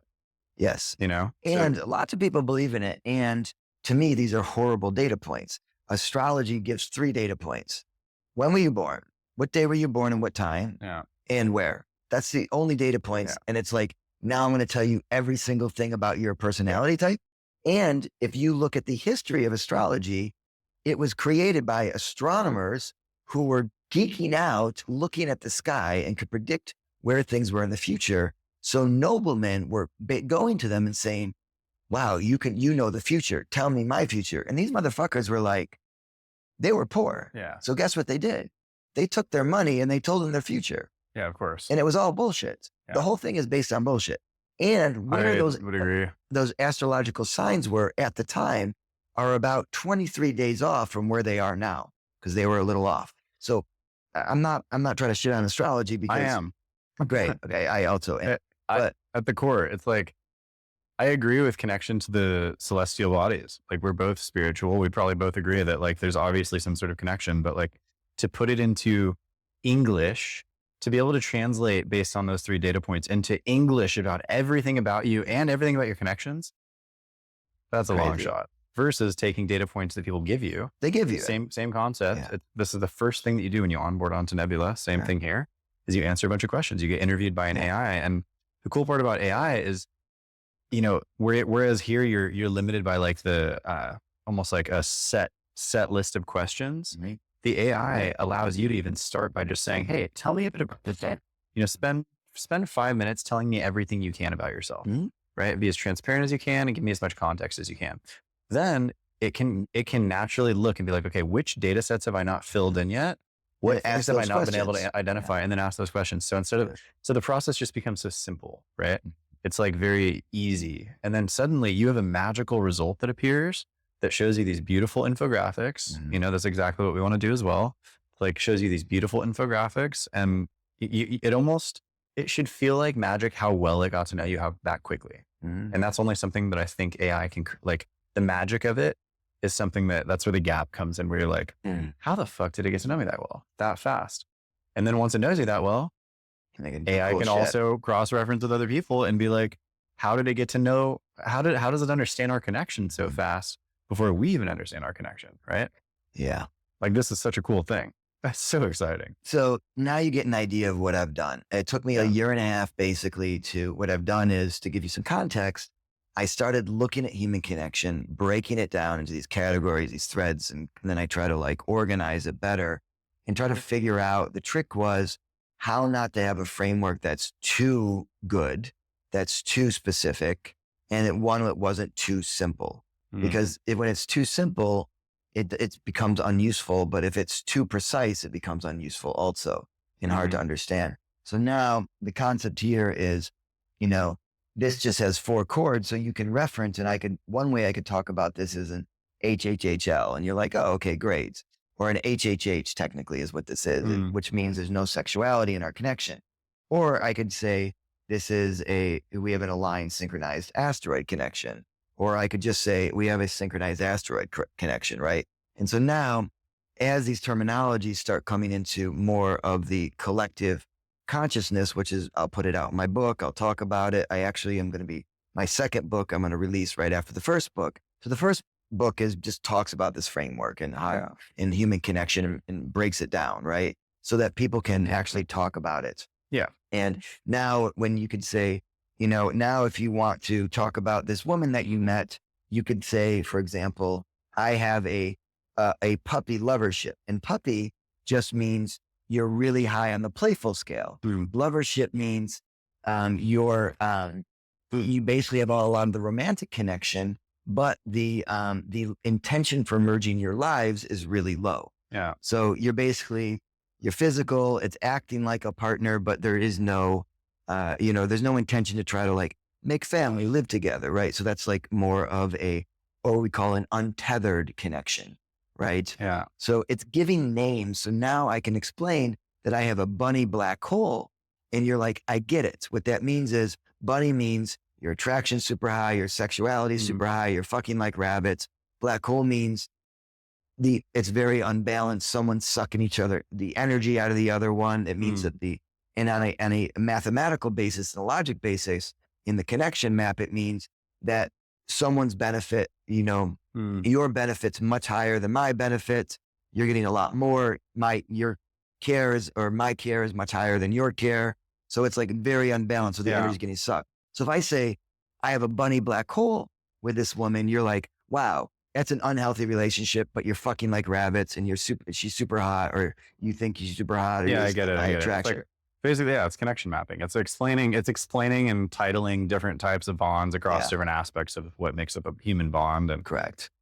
I do think, are you open for just my feedback on it? I'm just, because this is my first thought. I'm in a little bit here too. This first thought that keeps coming up for me is maybe this is just the way that I am. I'm also, my brain's a little bit like, this is also why I like Elon, because my brain is a little bit like autistic, engineering, logic based.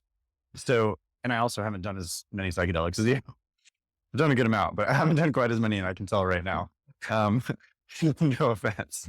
But I guess my thought is like, okay, I think my initial thought is I see humanity.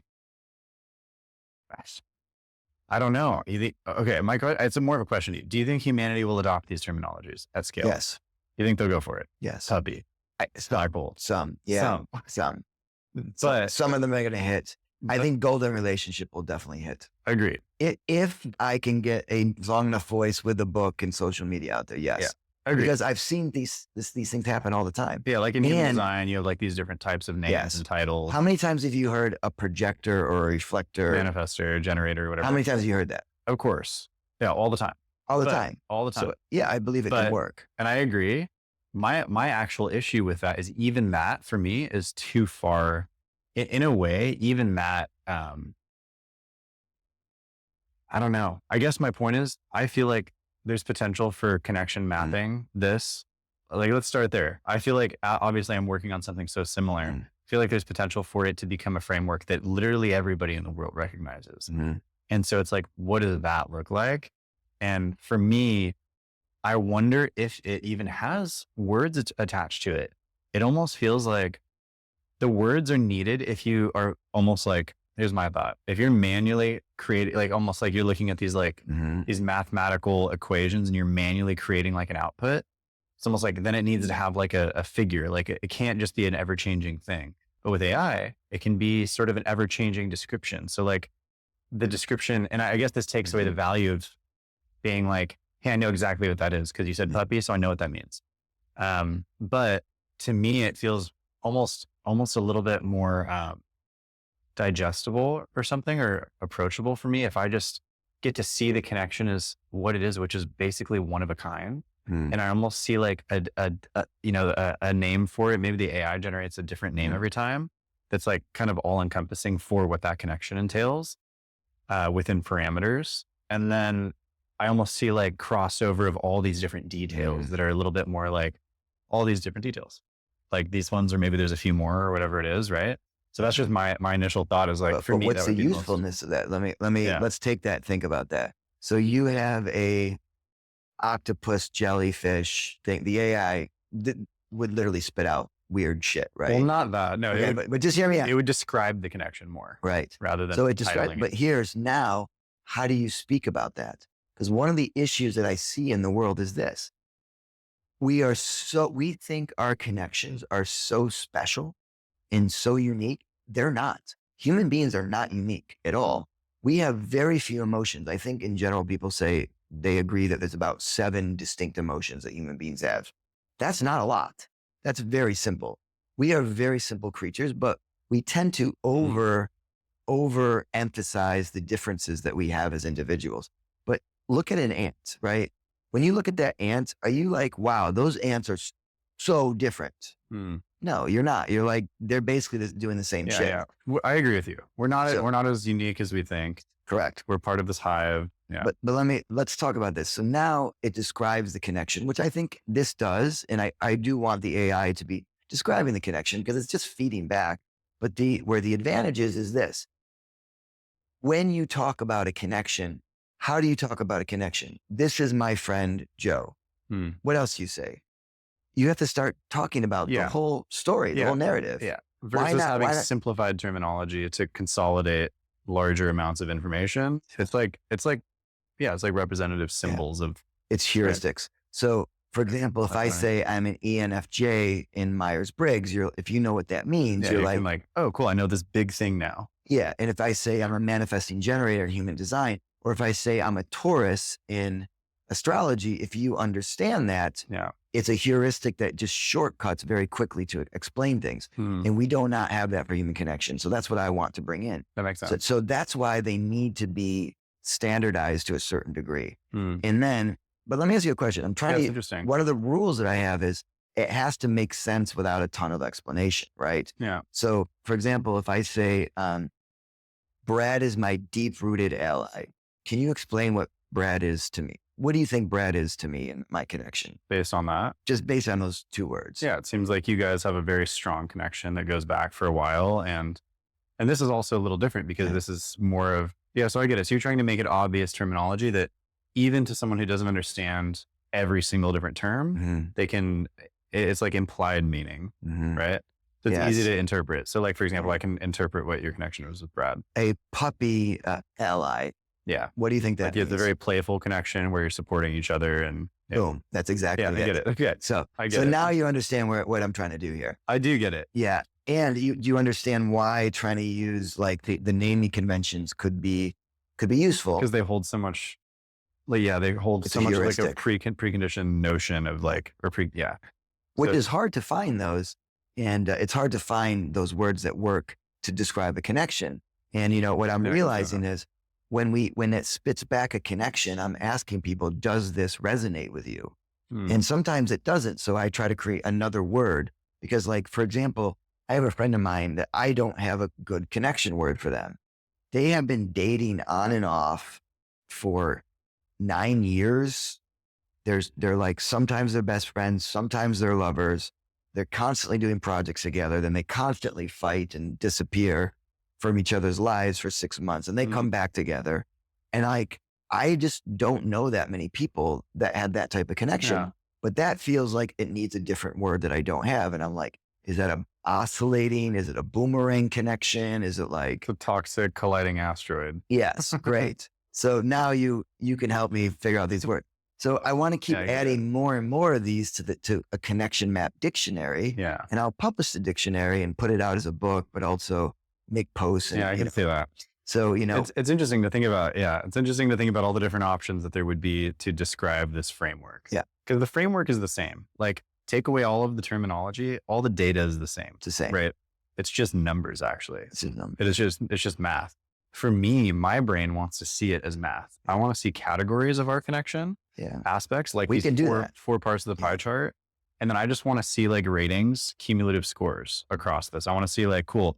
And which you already have, right? So you have like a total of 50 cumulative points in each category or something, 60 cumulative points. And that breaks down to H8. It's like basically low, medium, high in each chord. Yeah. Which for me, I really like that part is this is just all my feedback. So you can take this feedback from like me as like a more logical person and maybe a male person who isn't as deep in the psychedelic world and spiritual world, and like even the community last night, like the community last night probably more tunes into this a little bit more. I have friends that wouldn't tune into this at all.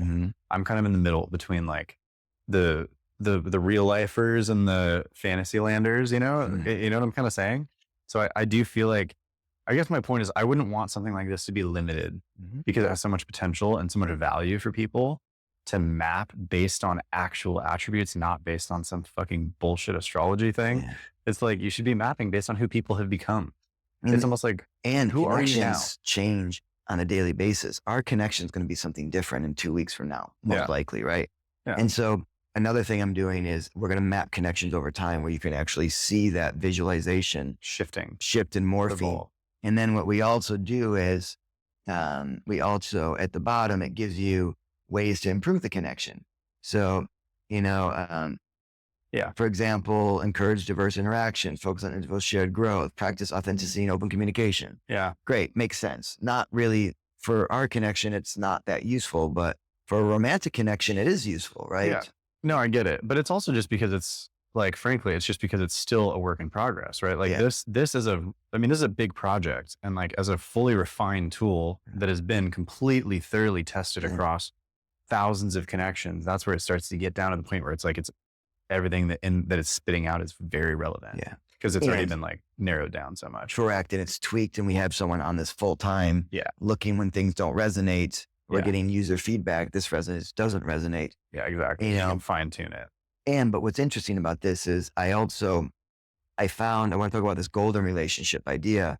I want to coin that term to get away from the one or Mr. Right or Mrs. Wrong or et cetera. And the reason is what I've noticed is I would put out into the world, who is a relationship that you're just like, feels super healthy, really they good. have a golden relationship. Yeah. Yeah. But I wouldn't call it that. I would just call it like, well, who do you know that has like the best relationship that you've ever seen? That's really healthy. They love each other. That has all the pieces that you desire to have. Yeah. And then I would go and I interview them. And what I found is every single one of them, when they map their connections, were in a very specific range for each one of these threads. Yeah. Like very high. No. No, not actually very high. Interestingly enough, attraction, none of them had a 10. None of them more than 8 to 10s, almost ever. They were more attracted to the people. No, they were attracted. The healthiest relationships had attraction, were mapping between a 4 and a 7. Weird.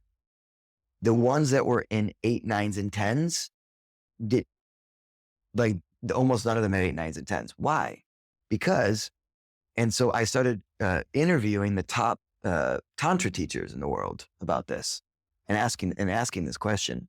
And basically they have found that when attraction's too high, it signals these other parts of the connection. It basically destroys other parts of the connection. It eats away at other parts of the connection. And I've actually felt that myself, where there was a woman I was just like obsessed with. I was so attracted to her, like everything about her. It was like I was just like obsessed. Yeah. Guess what happens? You're like over fixated on that and not enough on the actual beneficial connection elements. Correct. Yeah. So that's interesting. So it's not actually about getting the highest levels. It's about getting the healthiest levels. So for example, and we were noticing that communication ease, like how easy our communication flows, has to be over a certain amount. And it makes sense, right? If I say to you, Shaiden, I'm with this woman and we're hanging out and our communication's really difficult. Yeah. Probably not great. That it's not going to work out. It's very easy to say that's not an ideal scenario. Yeah. It doesn't mean, and now what the connection map will do is say, here's how you can increase your communication ease. Here's some tools, here's some workshops you can do, et cetera. Yeah. Because for me, the number one predictor of happiness across the board, the Harvard study of adult development did this, was on healthy relationships. If you have healthy relationships, it is the number one predictor of your happiness, period. Yeah. Over health. Yeah. Crazy, right? And you know this. Yeah, it makes sense. And so one of my goals and missions is, how do we educate people to have healthy relationships? And to me, this can become a tool where you see where you're low. So if I meet a woman and I'm dating her, so I met a woman about 7 months ago and I mapped the connection and everything was incredible. It was perfect in everything except for the lifestyle alignment was medium. And I was like, okay, makes sense. She lives in a different country. She has a successful career in medicine and I'm in Bali, et cetera. And so I mapped that and I was like, okay, this is not my golden relationship, but I want it to be because everything else is so amazing. I felt unconditional love, sexuality was amazing, communication easing was amazing. Yeah. We could build shelves together was amazing. Everything was fucking amazing. But so you're going to try to force that last part. Of course, as the man, you're like, I know what I want. Yeah. I've done that. Guess what I did, Shaiden? Yeah. I tried to force that, flew her to Bali a couple times. Yeah. And I kept mapping the connection. The same thing kept showing up. Low life. When you're honest with the map, it gives, guess what? We recently, she was like, I unconditionally love you. I want to be in your life, but our lifestyles are not aligned enough. And I don't want to move to Bali and you don't want to, and I'm like, I don't want to move to Sweden.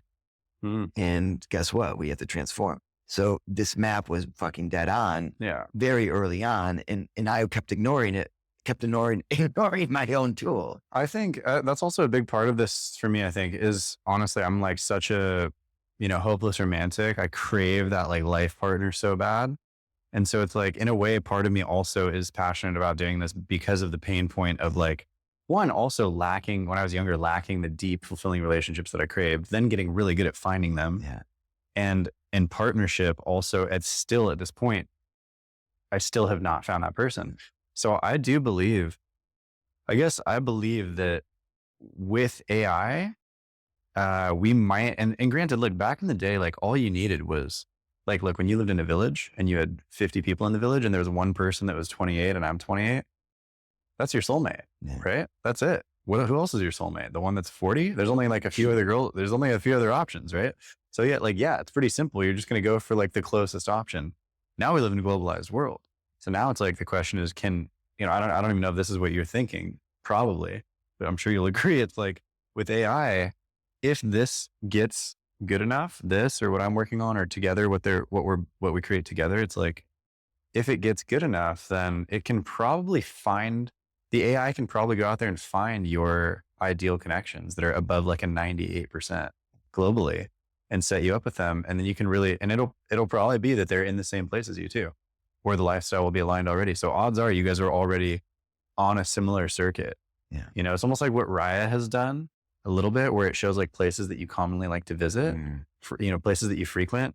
This is like 2% of the equation. Yeah. It's just like, okay, that's great. If we both like to go to Southern California and Bali and Switzerland or whatever it is, but like, okay, now let's layer on all these other filters it'd be interesting. Actually, I wish there was a way to get every person on earth on it so that you could actually see, is it true that there is the one? I wonder how many people would fit at 100% or 99% or higher. For me, it's actually not that hard to get 100% golden relationship score, because golden relationship is not perfect. Yeah. It just means it's like baking bread, right? You need to be in a certain range of ingredients for it to be a good, because I don't need the perfect bread. I don't need there is to come out right. It can't like fall, or it can't. It has to be really good, right? You want it to be really good. And really good is more than enough for a healthy relationship, because you're never going to get a perfect one, right? So the golden relationship is not the idea. It's funny though, because nowadays it might even get better.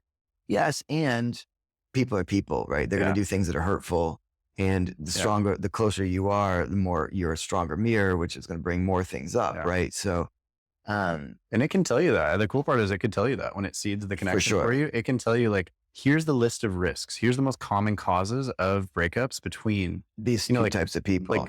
Both of yours. Let me just check this. Both of your goal is, it's like both of your goal is to find this incredible connection, because we know that this is one of like the 3 pillars of a meaningful life. It's like your purpose, your partner, and your family. Basically, I mean, what it really gets down to, and also your friends and your community, right? But it's like one of the core pillars. So like, people obviously want to find this, right? I think it's a big pain point. It's harder than ever before because of so many options, but also that just causes it to be more refined than ever before, right? But it's almost like we weren't prepared to have this many options in our dating lives. I think I'm pretty sure like we haven't caught up. So we're still like looking, we're still prepared for like the village, and we're like, oh yeah, cool. Like, where's the one girl that I meet in the village who's the right match for me? But now it's cool, because now you don't have to settle for that. You can take something that's so much higher. Yeah.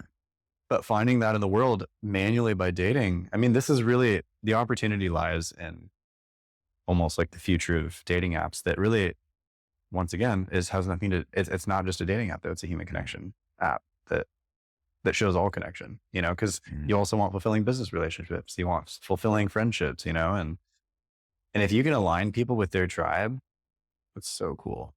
It's the coolest. It's amazing. It's the best feeling in the world when you feel like you found your people. Yeah. Like they say in, I don't know if it's in Hebrew or what in Israel, but they say like, if you match make 3 people, you forever have a place in heaven. Yeah. So it's like, why not just match make like 4 billion people? You know what I mean? I mean, I would love that. And to me, like, this is one of the reasons is I want people to know and see the actual connection they have, and then decide what they want to do with it. If you're like, you know what, I have this puppy black hole connection and I'm kind of fine with it, even though it sucks up all my energy. Sex is fucking amazing, and this is the hottest thing ever. And right now, that's what I want. I'm fine with that. But that's not. People have a really hard time to describe what is going on in a connection, especially in romantic connections. They use the word "it's complicated" a lot. What I realize, when people say it's complicated, it's usually a mismatch on the intention for life merging, which is one of the threads, right? Yeah. What's my intention to merge our lives together? And that's when people get that's when everything is great, but I just want to have some fun here. And someone else is like, let's have some babies. Yeah, for sure. I'm going through that right now.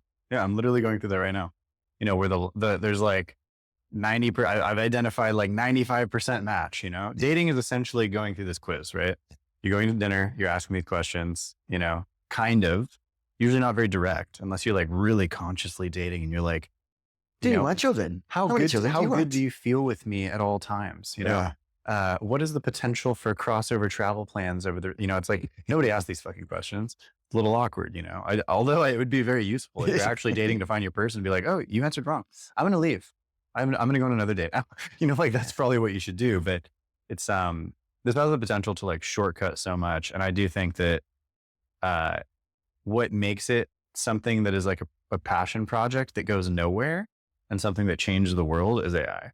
Yeah. Like that is the difference between, cause you can publish it, you can get it out there, you'll get it out to your personal community. Hell, you might get 10,000 people, you might get 100,000 people, maybe you get more, maybe you get 1 million people, but for it to go global, I see it as like an application that everybody knows is the place to go to connect. Personally, that's me. This is me supporting my own thesis here, but, and then also the value of that. Like, what is the value? What is the value that people are willing to pay if an app is effectively, like, imagine this starts going viral, starts being a thing where like, we have multiple testimonials and people are getting on the news and being like, hey, I found my fucking soulmate on Nebula or Connection Map or whatever it is. And they're literally getting married and they're like, and then another one hits and another one hits and another one hits. And they're like, it's kind of like magic. It's kind of crazy. Like AI is now matchmaking people at a level that we've never seen before. And it feels really good. This takes off. How much is that worth to people? Imagine if it shows you a blurred out version of your ideal partner and it's $99 to unlock it. For sure. They'd pay $500 to unlock what would you pay? That's the question. Hundreds. People would pay a fucking fortune. It's crazy. One of the things for me is, where I could see this going is quite frankly, is a dating app. Where it's intended for that. And then the trick is every time you go on a date, you need to answer a few questions afterwards about that date. Yeah, about the date. Like, how aligned did you feel? Did did it feel like they were just trying to have sex with me? We could change, because right now, I don't know if you know how dating apps work, but they do work to a certain degree. And I remember when I was had my business in New York, I was training a lot of these the new. It's when the dating apps first started coming out. I think of OkCupid and Match.com and these ones that were more for like older people, etc. And I was doing, teaching them all the data analysis on this, right? And what we found was this. There was a few men that are really good looking, and the women were only matching with like 3 to 5% of all. The same exact. I've seen that. Then the men were getting all these women. They would go on dates. They would try to have sex with them, or they would have sex with them very soon. And they would go to the next one. They were just plowing through them. And the women were just picking the same 3 to 5% of the men. And the men were getting like the bottom of the barrel of all the women, because all the women were just picking, and the women were like only picking the really hot guys, basically. And the men were picking up all the hot girls and trying to fuck them, right? So now the women are not getting what they want. The women are not getting what they want. The only people that are getting what they want are the really hot guys that are getting their hookup. Correct. That's correct. So that's the problem with dating apps. So now if we can switch that and take out where women are getting feedback of being like, I want a date with Shaiden, and he's like a really nice guy and was like really sweet, but our values weren't really aligned. He was too much over here. And then it asked questions about what values weren't aligned. He doesn't want kids and I want kids. Okay, great. Now that just becomes a filter for every other woman, right? And you can filter out the guys who are just plowing through the 95% of women. The 5% they get of like men. tagged as a player. It's basically like getting reported. I mean, I'm sure women just report you too. I'm sure those guys don't make it long on dating apps because they just report No, they do. They do, because there's no consequence to it. Right? There's no consequence to this, to being a player, so to speak. So makes sense. I mean, it is something that needs to be refined over time, but this is a bigger project. The opportunity here is like much bigger than what you or I are capable of on our own. It's like there's like a team of AI engineers that need to be like calibrating some like model. I don't think so. I think You I don't got think it. so? Yeah, I think I Well, got it. I think I know how to program it. But okay. I need programmers Well, that's to what do I'm it. saying. I'm just saying that the scope of it, of what it could be as like a full blown dating app for everybody in the, like connection app for everybody in the world. I don't see it as like a, I don't know. I see it as like a full team of like back end, like Yes. deep in there, taking like all the user feedback, continually refining. Every date you go on, you refine it more. You explain what was good about the day. Both people explain what was good and bad. And it starts to take this and just start like redirecting people. And it's no longer based on aesthetics too. You have to take that out. You get one profile picture. That's it. Not fucking 10 pictures. It needs to be based on values and one profile picture. That's it. That's interesting. I don't think, I wouldn't say one profile picture, but I understand where you're going. Just pull back from, trying to get the ranks off. Yeah. Right now it's 90%, material or superficial, right? The swipe is 90% superficial and 10% based on values. Like I can say that for myself if I swipe on someone. Oh, I think it's more than 90% superficial. 95. Yeah, I think it's higher based than on the first image. Yeah. And like occasionally I think it's like you're going to dig through and read like the comments or the captions. None of that shit really. Only if you get to the 98% of the attraction part though. Yeah. Yeah. So it's like, this is the issue, is that the app should not just be suggesting a bunch of people. It should only be suggesting people that are a value match first, and then it should hit you, and then you see the pictures. What I would see, Shaiden, way I would do it is something like this. I like where you're going with this. And what I would do is would use after each date, it would ask a couple questions that you speak into it. The AI would parse out keywords that would go into the database, right? Yeah. And then the more dates you go on, the closer you get to your, and now we just made a viral dating app that people pay a lot of money for. And we have some other filters getting in. We could take the Raya model, which is we start with people we know that are good people and we go out from there, right? We start with one city. Dude, they need to, Raya and Hinge need to jump on this. Yeah. And why have they not integrated AI yet? Well, here's the interesting thing. This is wild. Yes, I'm sure that they will. And I think the competitive advantage is understanding human connection first. They don't understand human connection. Yeah. They understand how to get people to pay the most amount of money. Yeah. And they're not incentivized. Actually, they're not actually incentivized for you to find the right person. They're incentivized to keep you paying you looking, $60 a they month. They actually have a conflict of interest. Yes, correct. So what I would say is, if you want to do that, I would say, let's go raise the money and do that. Do it on human connection and do something really interesting. That would absolutely make money. There's no question about it. If we can get, if we can do something that's actually much better and is using the AI backend for that. Now there's a race, which these other ones might be doing that and getting really good at it. But I really think that people are just sticking with a superficial way and they're not basing it on human connection. So if we can take a different angle, it would be interesting. Like there was actually an app that was like a spiritual community dating service, a dating app. And I went out and I was like, wow, this is actually interesting. And, I used it for a few minutes, but I don't really like dating apps in general because for me. Because they're missing all this. They're missing this. And I mean, let me be honest with you. I am not in the top 5% of good looking men on these apps. So I'm getting. Especially in Bali. Fuck, it's impossible here, dude. The guys here are fucking ridiculous. The women too, right? So, so I'm getting the bottom of the barrel. But in real life, when people meet me, they're like, wow, this is an interesting guy and a great conversation. Epic person, and an epic human being. And I'm interested in getting to know him a little bit more. But when you look at me, I mean, that's part of my narrative that I don't think I'm in the top 3 to 5% of good looking men in an area. Which may or may not be true. I would love to change that narrative, but it's a little hard for me. Yeah, I feel you. I honestly feel the same way. And I am just like, the only thing I do is I'm like, you know what? I'll just fucking work out a ton and surround myself with amazing people. And I see them at the gym. I know which guys are like, they're fucking 6'6", they're chiseled. Yeah, they're like great guys. Cleaning up. Pisses me off, dude. Pisses me off too. These guys. Yeah. This is why we're creating connection apps. Yeah, exactly. This is also why, though, the way that I look at it, this is also why we will be incredibly wealthy and those guys will not. If we can figure it out. Yeah, because it's funny. I've had a couple friends that are incredibly good looking, and I actually have found that it chops them off at the knees in terms of their business growth and their purpose because of this hedonistic aspect of like that one thing. At least that's such a big driving factor for me in my life, right? With creating community connection, everything I'm creating. you ask me at the core of it, if I had my dream girl right now, what would I be motivated to do? That's a fucking good question. Would I be creating a mansion in the jungle right now? Would I be creating this connection out? Like it really, that's like, talk about what would you do if you could not fail? What would you do if you knew you're going to fail anyway? What would you do if you already had your dream partner? Yeah. That's a great question. Like I would bet a lot of people would be doing very different things. Like your dream partner, not just they would be making partner. less money. For sure. They would be taking more time.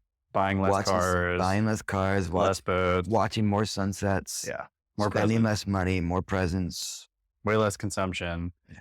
It's the division of the family unit is the most valuable thing ever, right? Not to go like full conspiracy, but it's like keeping people hungry for consumption and keeping people's needs unmet is like, it's the most valuable thing that you can tap into. Basically, if people's needs are all met, they're not a very valuable consumer. Because they're going to go get a shack on the beach and be like, babe, I would sleep under a fucking bridge next to you. I don't need designer handbags. I don't need anything. I don't need to fucking download dating apps.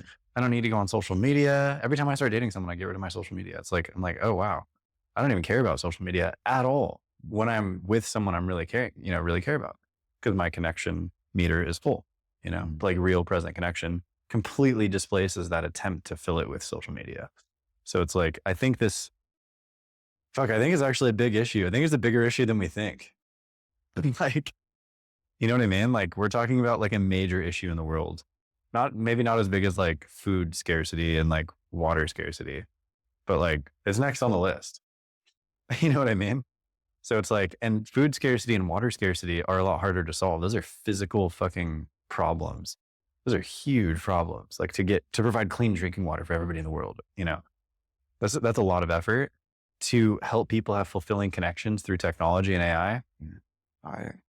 And people are fucking talking to their AI girlfriends now. Have you seen this app? Yeah.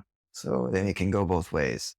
I want to start winding down. Is there anything, any summaries? Like what are some of the takeaways that we can talk about from this? What are some of your takeaways from this, couple hour conversation?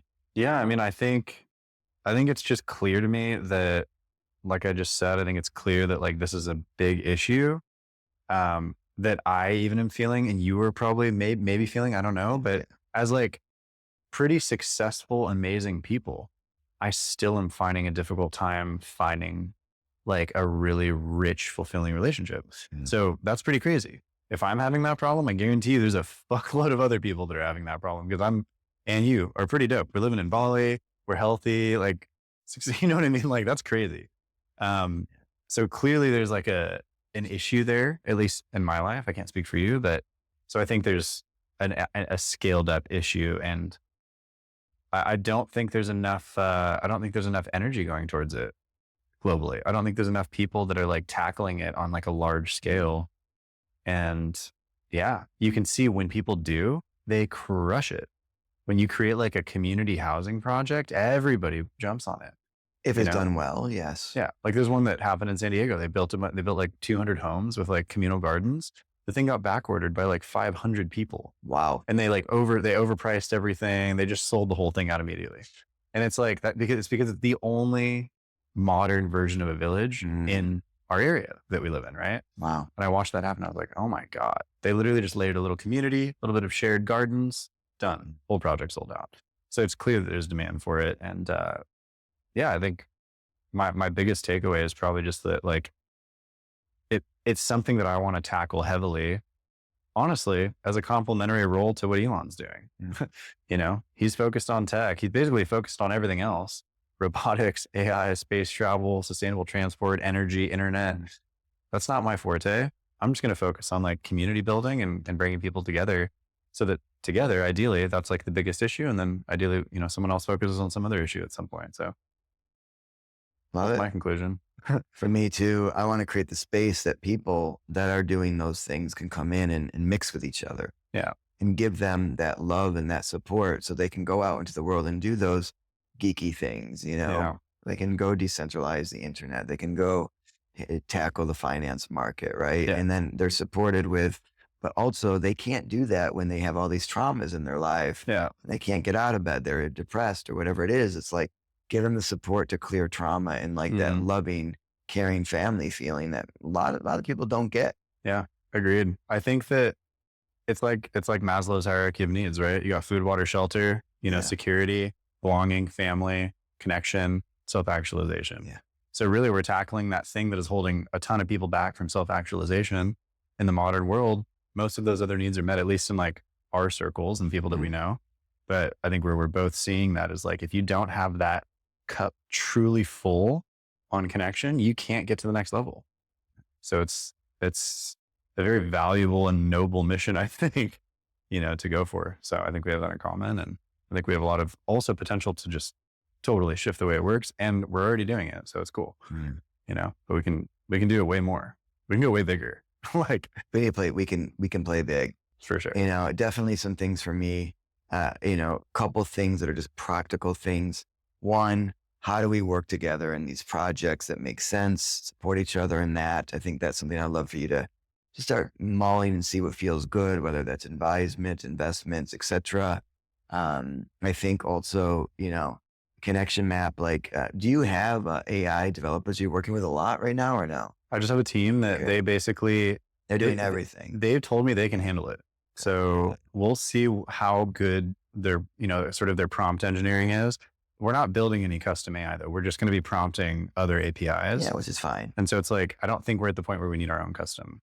I don't think so. I don't even think this does either. I think it's just, you got to teach it. It's going to take a little while, but it's possible. I think it'll take a couple of days. Honestly. I can help you too. I've done a bit as well with like just engineering the prompts. I've even done it with ChatGPT already, where I've had it interview me and then interview my friend for 10 minutes. I was like, I want you to interview us to get an idea of everything you can about my friend Kat and me. Then after that, I want you to cross-reference everything you've learned about us and give us deep insights into how our connection might unfold. Give us compatibility scores across friendship, business, romance, all the things that I want to do in Nebula. That was it.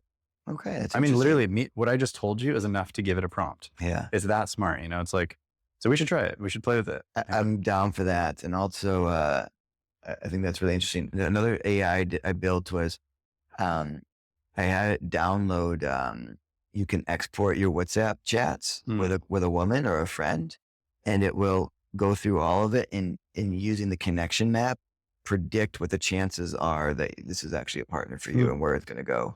Like, and I want to start building all of those in together, Yeah. But that was this little fun side project. Yeah. And it was like scarily on.